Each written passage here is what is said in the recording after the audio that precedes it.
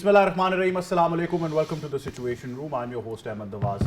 In the past couple of days, we have seen a major source of desperation and a major source of professionalism that is lacking in the Indian armed forces. There seems to be a divide between the political and military leadership in India. BJP government once again has resorted to the sacking of individuals based on their false flag Pahalgam operation that has yielded them no results as so far. They expected international support, which they didn't get. They expected a sort of military might, which they believe that they have, and that didn't happen as well. So I think, like I said, that the cat is out of the bag, the bubble has been burst, and of course they stand right now in terms of their hegemony, and they're exposed, and this false flag propaganda that we talk about, this Bollywood style jingoism that prevails in India once again continues. We talk about the third, of course, in the last couple of days, the third Lieutenant General casualty after this false flag operation. This time Lieutenant General D.S. Rana, the Director General of the Defence Intelligence Agency,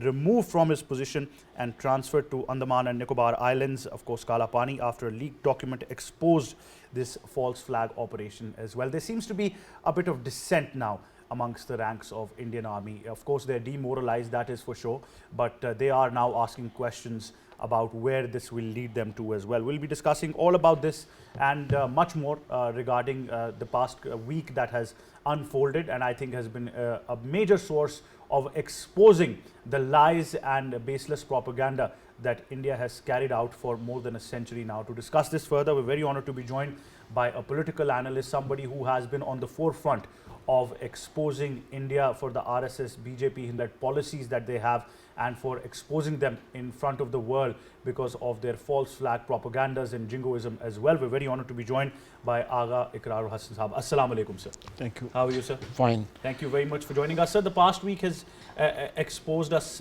many things, and Agha Iqrar sahab, as you're aware, that, you know, and like I said, Agha Iqrar Harun Sahab has been at the forefront of exposing this, not right now, but even post 2019 as well. Yes. Now, sir, the current situation, what it has given us a perspective of is dissent amongst the armed forces personnel.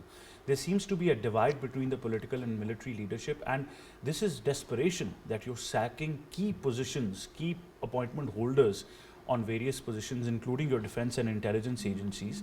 What is this highlighting in front of the world? Thank you, Ahmed. Before answering your question, we need to little go in the past. In 2018, Prime Minister of India, Mr. Modi, directed RSS to start their army schools. So the training of the army was directed by Prime Minister Modi in RSS schools. It was 2018. The first RSS army training school started working in 2019. In 2022, the Indian Army changed their recruitment structure, and Agni Veers, if you remember, Agni Path and Agni Veers, this cadre was introduced into the Indian Army. This cadre is, you can say, a group of students who are even not 18 years of age, even 17 and a half, they can be inducted into Agni Veer or Agni Path. And according to the Indian formal corps commanders, I have listened them several times, and many of them, not only one person, according to them, foremost, you can say, or one of the very important, you can say, degree you should have to induct into this Agni Veer Path cadre is if you are matriculate from RSS military school, RSS army training school, then you get some extra marks while inducting in recruitment. They have been crying that BJP is totally destructuring Indian Army, and this I am talking about 2020, 2018 to 2019. Now we are in 2025. Yes, sir. So a very huge cadre of RSS students who take oath that there would be only Puritan Brahman in the India, and they cannot eat with Christians, with Muslims, with Dalit, or with anybody else than the Brahmin. They have been inducted into the army. Now I am coming to the answer of your question. Indian Army is already been, you can say, disintegrating or imploding within, because of so many structural changes BJP has, the government has taken, which is usually not in the media. I mean the information I am sharing with you, unfortunately it should have been on Pakistani media also. So right now anybody who can ask, who can give a sensible suggestion to Mr. Modi, he is sacked, simply. There is no place for conversation or for dialogue. So you have to accept what Modi is saying. You have to accept actually what BJP is. Toe the line. BJP is directing you. But you know, Indian Army, like Pakistan Army, they are basically you can say extensions of the British Army. British Army has a structure, a respect for officers, respect for soldiers, but nowadays what the Indian Army has no respect for soldiers, no respect for Agha, because you mentioned the structure of the British Army as well, one thing that is very important amongst the armed forces personnel is camaraderie. And the second most important element is that there is no discrimination. Yes, that's what creates camaraderie. Now, 8% of the Indian Army's overall strength, 8% is constituted by the Sikhs, who have been at the forefront of serving Indian Army, even on higher command posts as well. Labeling them as carrying out mutiny has got to be the most disgraceful example of any armed forces we've seen in the world. I agree with you, and again I will have to go, in past. You remember this Kisan Yes. movement? Yes. In Kisan movement, Modi directly, categorically told them that they are anti-India. And remember, their daughters, their mothers and their grandmothers was, making teas and food at the streets and the roads for during this Kisan movement. They were producing food for everybody who was protesting against Indian structural changes in agriculture. So you are asking those people or tagging those people who are basically one of the major producer of wheat and food as a anti-India. And if you remember 1984 and Sikh massacre in Delhi, and neither the Sikh has forgotten that, nor the BJP, because BJP installed it, they manipulated, they planned, they executed, and the Sikhs, they were actually, you can say, the victim of that. And still, since now, BJP has never ever shown any respect for Sikhs, because BJP believes in the Puritan India. In 1983, BJP formed, you can say, developed a paper, which I can translate into English as a Puritan India. In that paper, it was decided that by 2025, which is the year we are going through, India must have been cleansed from all impure except Brahman. So BJP is following that paper, that mindset, that decisions, or you can say, I don't want to say their religious philosophy, but this is true. So now you are watching what is going on in the Indian Army. Whosoever tried to tell Mr. Modi this is not possible or we cannot go into war, Modi says go home. Simple as that. Simple. So, but sir, I'm going to come back to you. We've been told we're going to go towards a short break, but stay tuned. We come right back.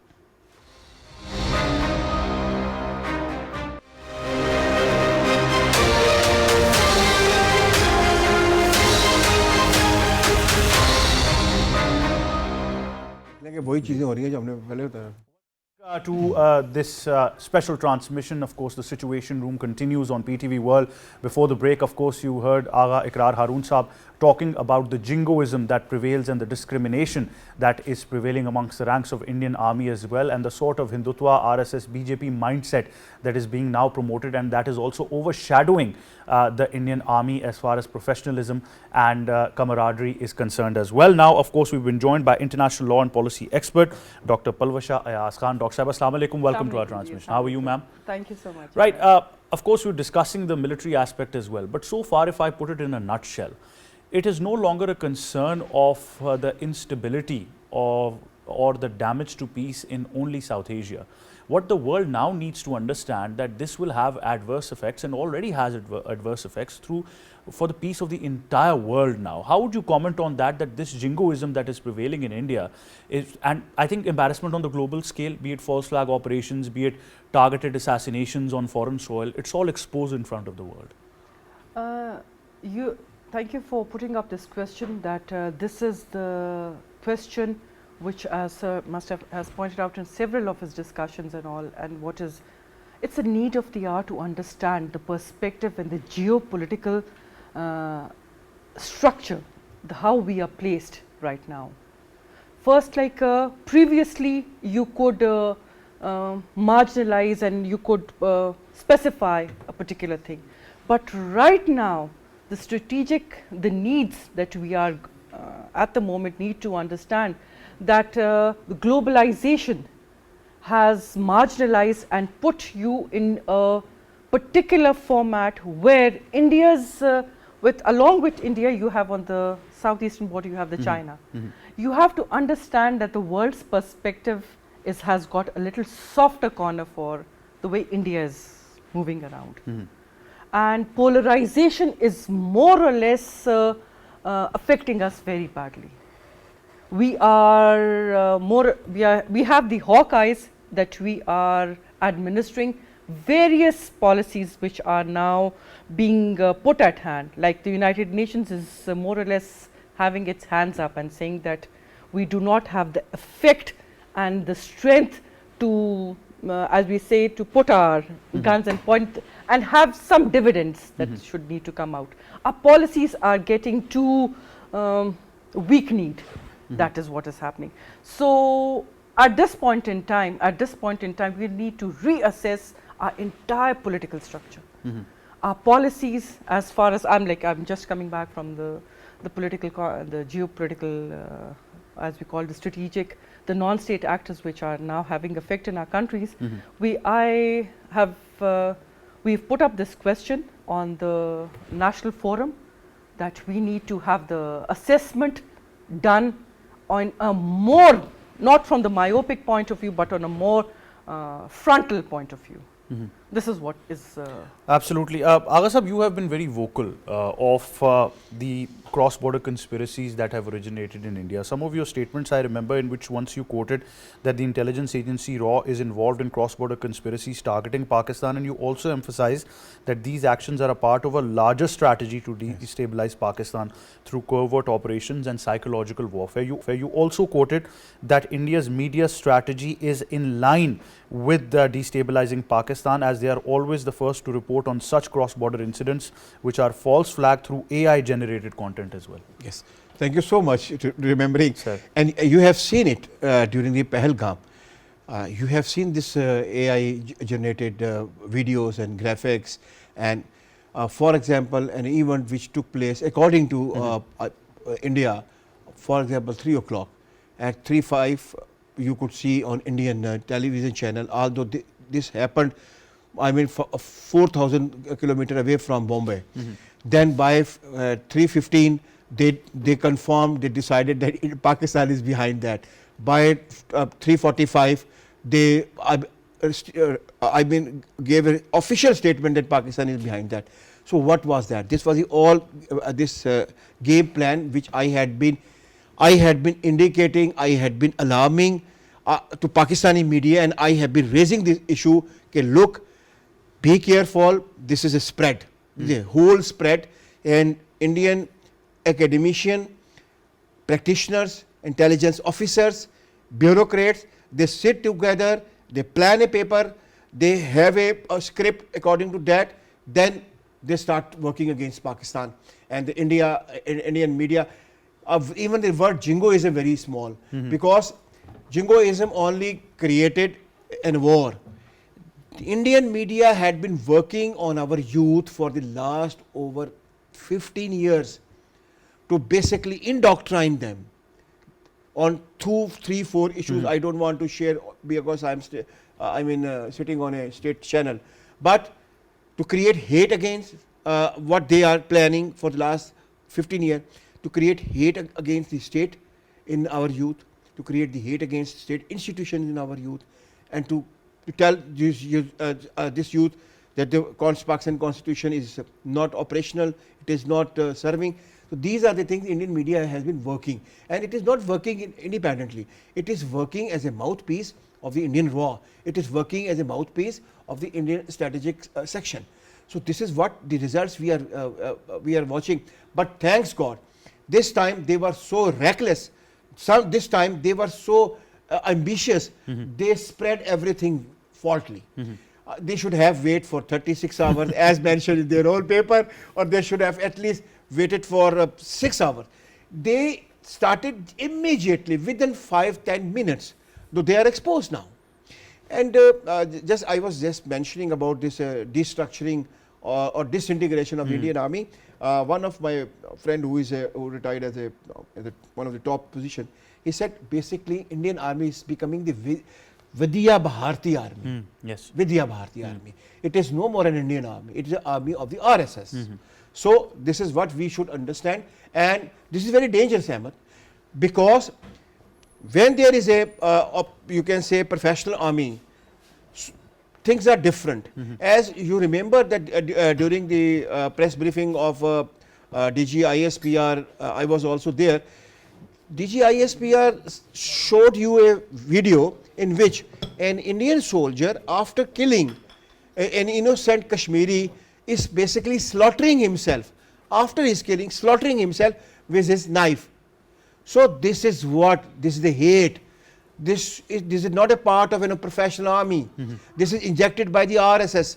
These are the boys of the Vidya Bharati instead of the Indian army, and this is very dangerous for the region, not only Pakistan. Absolutely. Dr. Sahib, what are the global implications of this? Because as we say that this hate knows no boundaries, what are the implications of false flag operations like these, especially the kind of human rights violations we have seen in the past in Indian illegally occupied Jammu and Kashmir? And now I think minorities being targeted are not only limited to Muslims anymore. Like I mentioned before as well, that Sikhs are being labelled as carrying out mutiny. Christians have already been targeted in India in various incidents as well. This hate knows no boundaries.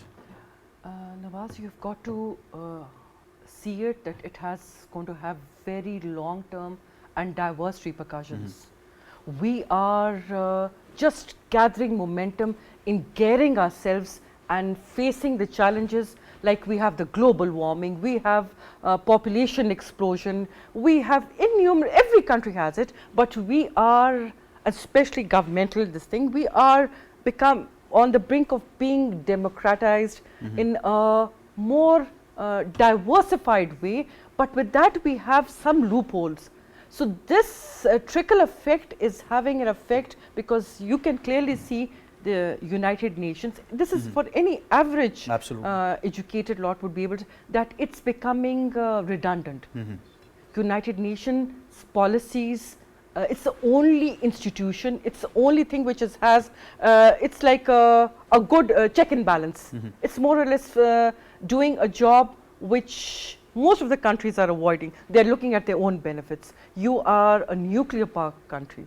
Both your neighbors, as they say, as the old Greek saying goes, that you get neighbors not by choice, but by luck. And you have to pull it through with your neighbors. Come what may, you don't want to have a catch-22 situation with you. You have neighbors, you have India on the southeastern border, you have got China, you have Afghanistan, you have Iran. So, and more of them are militarily, they are at neck to neck, that loggerheads, they are nuclear powers. So the minority and the spillover will have on the borders, this side and that side. We're one and the same people. Absolutely. You've got to understand the population of Muslim is as at par on our side and as well as that. And the minorities out there are having an effect which is becoming volatile. And that spillover is having a very is going to have a devastating effect on the until and unless we have a regulatory body, or we have what, how would you as you put it, it's called the fossilized and centralized, it's like it's called the ticking bomb. So you have to put the gadgets in appropriate manner for in order to, there has to be an institution which can amicably, militarily as well as politically, yes. You have got to have that. Absolutely. And Agha Sahab, I think if we look at the response of Pakistan, both I think diplomats been a big success, but do you also believe, because you're mentioning this lack of judgment and what they've done in the past 1 week has just been a mockery, that probably India expected that they'll have a lot of support from their allies, especially United States. That didn't happen. There was no statement which would glorify India. Then sort of what they believe as a military might, that you know what, they have this Bollywood style expression that they can take over Pakistan in 24 hours. That will never happen. Pakistan's response, the armed forces response, 2019, now 2025 as well, remains steadfast, alert, and professional capabilities are there. The army chief has been very vocal of this as well. The military high command has been vocal. We've seen it from the Air Force, the Navy. So the fact still remains that, you know, they have been shunned and shocked at every corner. There are two phrases. Enough is enough, and excess of everything is bad. What India did in Canada, in America, which was a transcontinental terrorism, state-sponsored transcontinental terrorism, and even in UK. That time UK PM was an Indian, so he did hush-hush everything. Minimize the facts, yes. Put in under the carpet. But Five Eyes had all information. New Zealand, Australia, UK, America, Canada. They had all information what India is doing as far as Canada. This is enough is enough. So everybody knows what Indian face is. We had been crying since ages, providing them dossiers. India is involved in cross-border state terrorism. Nobody was listening us. Then they face the brunt themselves. So this is one factor, and another factor is excess of everything is bad. You cannot use the same cyclo-styled paper every time. The same script cannot replicate it. Yes. I mean, this is another factor. This script was written, according to my understanding, in 1995, when first Pahalgam incident took place, when Indian intelligence agencies killed 5 foreign tourists. First kidnapped them and then killed them.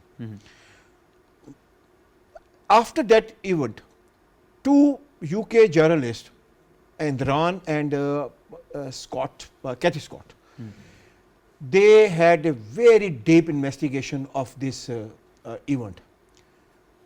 It took years to them, and they came up with their book, The Meadow. You must read that book. This exposed how India made different groups with different names. It can be Al-Farhan, it can be Al-Iqrar, it can be Al-Ahmad. Then they use these groups to terrorism, and then all blames went to Pakistan. Every time from 95 up to Pahalgam. But this book exposed the Indian structural terrorism, and you will find the Indian media had been involved even then in 1995. Not now, even then. Then international media is also involved, which started saying we have a reason to believe Pakistan could be. Understand, this reason to believe is a very, very lethal word for Pakistan. It had been being used against Pakistan. So you must read that book. Then every time India used the same script, this time it failed. So 30 years. And credit goes to the Indian media to get the money or to run their RTP, they started immediately without understanding this is too early. And the results the world has seen. Absolutely. Everybody saying it, this was all false flag. But as you mentioned, 30 years the script says the Yes, same. Yes. 95 to 2025. It 30 stays years, the same. yeah. They should change. And I think I mean, yes. I think We're bored. Exactly. We are bored now. We are Yes. the world is bored now. The word is actually. bored. But I truly believe, I think like you mentioned that the script has been the same in the 30 years. I think another thing that has been constant is the embarrassment on global scale for them as well. No. There is a difference. In 95, they didn't face any embarrassment. This book came in 2014, after almost 19 years.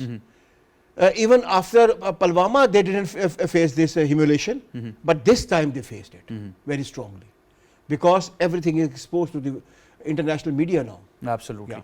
Absolutely. Dr. Sahab, another prospect that we've seen this time as well, which I think will remain a long-standing issue, is weaponizing a basic human resource of water as well. Now, this treaty, what we have to understand, the Indus Waters Treaty, has been brokered by the World Bank. So, obviously, there is international stake in this as well. Now, what has happened is that currently Pakistan has declared it as a war as well. Even if this issue is resolved, and God knows when the next meeting of the Indus Waters Commission will be held, which hasn't been held in the past couple of years as well. It was held 3 years before, that this issue would be resolved. Now, if this happens, there is no guarantee that in the next couple of years, the next year, post that as well, India will again resort to the same mindset of weaponizing water because it's a human resource. How can we at large resolve this matter with the help of the international community through our diplomatic efforts now?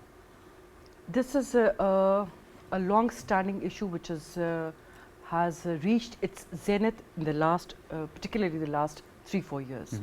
Look, the Indus Water Treaty, which took place in the 1960s, you understand, and the World Bank was more or less not what you won't say it arbitrator, but was a signatory in this whole thing. That was rectified by many countries. Now the situation has become more volatile. Now your dependency and the scarcity of water, the water tables have moved, have shifted naturally, or as due to the global warming it has transpired. So your north-south-eastern border, where your water, where you get from, is it's totally at the mercy of India. India closes the gates, closes the dam water, closes it, and we bear the repercussions of it. Literally, there'll be scarcity of water. It's now not, it's the territorial scarcity of resources is what the name has been given. Now it has to be put on a pedestal where your policies, where your neighborly states, they have to simmer the volatile. We have to restrain the kind of speeches or narratives that we are giving. It's becoming more potent. It's easy to say, border keeper, listen, look what's happening. It's going to affect the repercussions. The trickle effect is going to be on is going to be on a devastating level. You've got to cater, and India has to, Pakistan has to calm down its political slogans for the betterment of its nation. People. Yes, for its people. Absolutely. Now we've been joined by our correspondent Anum Abbasi, who joined. Well, Anum, assalamu alaikum. Welcome to the Situation Room. Assalamu alaikum. How are you doing? Well, Anum, what has been the general response post this false flag operation by India of Pahalgam? What has been the general response of the Pakistani public and the nation? Of course, that now we see that India stands exposed and we have a more well-informed nation than ever before. As you know, that it's the world of social media, it is the world of media. You have seen that the narrative of Indian government, along with the fascist Modi regime and their Indian TV channels, they've created a panic in their own public. On the other hand, Pakistani channels are, and Pakistani government has acted quite sensibly over the time. So that is exactly how our public response is as well. And like never before, ever since I started talking with people, I went on streets and I took the people's opinion, and I saw that everyone had a firm resolve, same opinion, one narrative, that we are standing tall with our Pakistan Armed Forces. They actually gave their firm resolve, their full commitment their complete trust on the armed forces. And they said that we know that every time there's anything that has happened in India, that the first thing that they do without any evidence, without any proof, they start blatantly blaming Pakistan. So the nation stands together in this time. And I think what India has done for us as a public right now is something which we've been really missing over some time, as we'd be having political differences, we'd be having our own differences. But now what India has done is amazing to make us a nation. And I have seen this enthusiasm in my own public, Pakistani nation, as never before. We are all standing on one page. We are all have one narrative, which means that we are standing behind the Pakistan armed forces. We are taking the same stand as our government is taking, the same narrative which our Honorable Prime Minister Shehbaz Sharif has taken, that if war is imposed on us, we are standing ready for any, misadventure that India has been wanting or planning to do. However, we will never begin. So this is exactly the same narrative which I have observed. I have spoken with normal public. I have spoken with the people on the roads and communities, the normal public, the common man, which is being hit by all these, political differences or the Indian fascist regime of Modi. So I think that like never before, this is a time where Pakistani public is standing tall. They are looking into the eye of Indian government. They are ready for any, facing any worst scenarios. If, God forbid, war is imposed, people of Pakistan are standing behind the forces, their government, and we stand together in all of this. Certainly. Thank you very much, our correspondent Anum Abbasi, speaking to us in the Situation Room, highlighting the general response of the Pakistani nation, the Pakistani public on this matter as well. Agha Sahab, moving towards the close, I must ask you on a final note something that is very important, that we have time and time again highlighted, that our desire for peace can never be taken as our weakness. It should never be taken as our weakness as well. This has been a policy statement throughout this matter as well. In even 2017, you were one of the persons who endorsed the Pakistan-India Citizens Peace Resolution as well in May 2017. Yes. Even since at that time we believed in peace and dialogue, even today we believe in peace and dialogue, but not as a weakness. How would you, sir, define this? Of course, look, first, again, give me 1 minute. Sir, I will, when this India detonated atomic power 1998, that time I was working with an international channel, and with me this regional in charge was an Indian lady, Anita Pratap. When I saw this breaking news on our international channel, she was jumping and smiling, and she was crazy woman, and of course they were the first to detonate it, So at night I called Anita and I asked her, I saw a Indian woman today on our television screen rather than a journalist. You know what she said to me? It was a lesson for me, because I was very young that time. She said, Iqrar, first of all, I'm an Indian. Then I'm a journalist. So this is my takeaway to my journalist also. We, as a Pakistani, this is my duty to protect this country. As a Muslim, this is my duty to protect my country. And as a journalist, this is a duty to protect my country. And Pakistan has always been very polite, very sober, very mature. Not only me, or even Pakistani journalists, and a Pakistani state is very responsible. Very responsible. But in India must not take it as a granted. This is not our, as you mentioned, this is not a weakness. This is our gesture to humanity, because God forbid, if something happens to the region, it cannot be simply a normal war. And this region is one of the most populated region on earth. Add India, China, Pakistan, and just calculate the population of this region. I think, I may be wrong, more than 17 to 18%. So Pakistan is not thinking about Pakistan only. Pakistan is thinking about the region, the peace of the region. But don't take it as our weakness. And you have seen what happened in 2019. By that time, I mean, that was the time we sent him back with a cup of tea. We should have, I mean, take him as a guest for some days. That could have been better.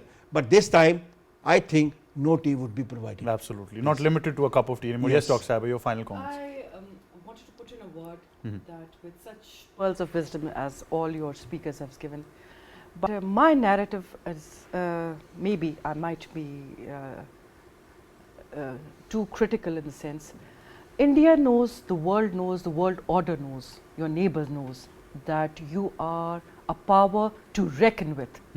You are not, even at 65, even at 71, you had a military might which was compared to the best in the world. Whatever happened, but we didn't bow down, we didn't succumb to any sort of pressure in any capacity, militarily, politically, logistically, legally. At this point in time, we need to cater with a little cooler and with a little simmered and with little wisdom and with little sensibility that how much is at stake. We need this Pahalgam, this which you just given the slogan, which is the aftermath of it. You need to see that your media, whatever globally, there has been a little false bravado put up by the media, international media, by your intelligence, is to put things in a little disjointed perspective and create a velocity to already, this like it's the cartridges in the barrel. You just need, somebody needs to pull the trigger and fire it. Absolutely. We need to play it easy. Absolutely. We need to cool it. Absolutely. And that's the mature part of it. The need of the hour. Absolutely. Thank you very much, Dr. Palwashah, Agha, Iqrar, Harun Sahab. Thank you, sir, as well. And I think, like I've been saying myself in the past couple of days, that this time the mask has been ripped off. And I think it has certainly been put in front of the world now. The world body, as of course Dr. Sahiba mentioned, as Agha Sahab said as well, that the world body now needs to realize the implications of this as well. And of course, like I said, that the desire for peace can never ever be taken as a weakness, because it is for the larger region that we talk about, and it is for the future generations. We wrap it at that. Thank you very much for joining us in the Situation Room.